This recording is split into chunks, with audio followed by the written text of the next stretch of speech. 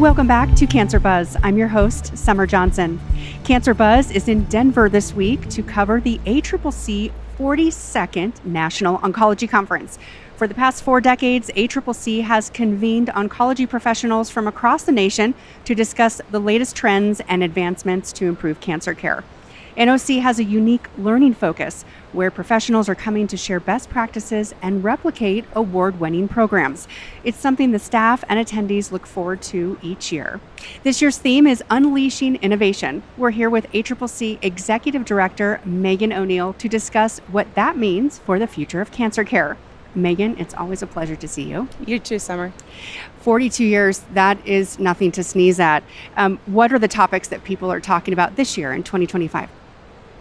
So there's a lot to talk about in the world of cancer care delivery today.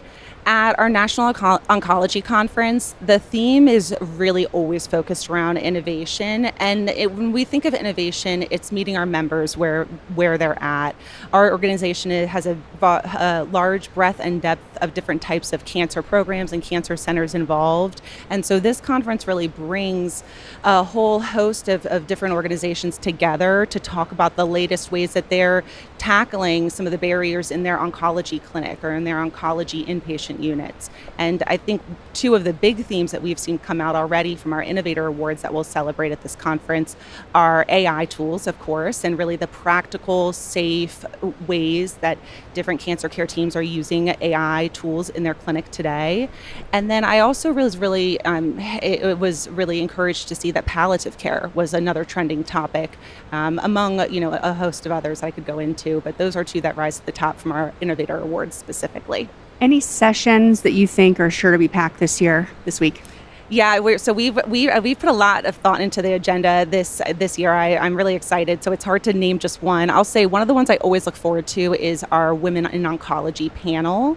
This year we'll have it hosted by Kelly Simpson, who is a former management consultant.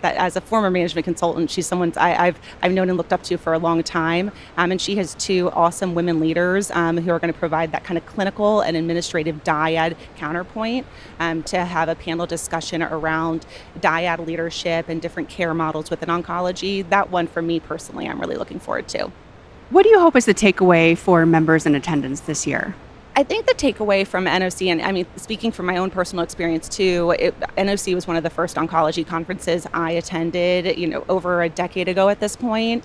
It always is really encouraging and bonding to see that there are a plethora of other cancer care teams that are tackling some of the same issues that you are today and dealing with capacity constraints, workforce shortages that just can't be hired with human bodies, thinking about different ways to do things and making those connections or those kind of reconnections from different attendees that have met in the past. It's really exciting because we hear so many tangible examples of how those in-person connections and hearing someone talk on a panel or their Spark session, it gave someone else the idea that, this is where I can start to try to embed the use of AI technology applied to pathology and diagnostic reads and help to increase throughput or deal with bottlenecks of patients. And so really these applied examples, there's so many of those that we see and we hear from members after NOC that this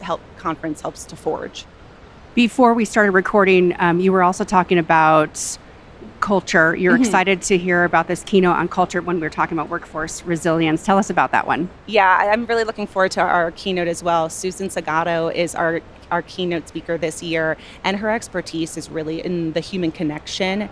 I think that there was a lot of this conversation around workforce and around culture during COVID and the post-pandemic time, and we've kind of come to this place where we need to talk about it in a different way. We were saying it's not just like the pizza parties and like the Friday lunches. It's really thinking about it from a very human-centric standpoint, and so much of it goes to the retention and the growth and development of our employees. And as someone who has spent my life in management consulting, culture is the one thing that you go into an organization and it can just be make or break. And a few leaders at the top can also really impact that in a way that permeates down and has so many different repercussions. And so I think Susan's talk is going to be inspiring and also help us to pull from adjacent industries, right? Because that's where there's no shortage of problems in healthcare delivery today. You can open up any journal and you'll read 100 articles about the problems, but I feel like the solutions is really what we try to have this conference focused on. So some of those tangible things to take back to your leadership as a leader. We have a mixed audience here, but things to really bring back to your organization and think about going into 2026. I'm hoping there's some really good nuggets from her keynote. Speaking of bringing back solutions from NOC, I know a lot of the cohorts are meeting all over the place. Talk about those. Yes, you mean the different our different kind of education groups. Yeah, so as NOC has grown year over year, this is our 42nd year of this conference, and going forward in 2026, it's actually going to become our main national conference for the year. And so I think that is even going to, you'll see an increase in the audience groups. But one of the really great benefits of doing that is for some of our audience specific or kind of role specific educational programs. So FAN, our Financial Advocacy Network, that's a really good example. We have over 5,000 certified financial advocates across the country, and that group has such a strong culture in themselves. So we have things like our e-member online exchange. There's several years ago, there was a spinoff for a fan-only member exchange. And through that has evolved and taken different permutations. But here today, we see FAN had a breakfast this morning. Several of our board members were in attendance of that.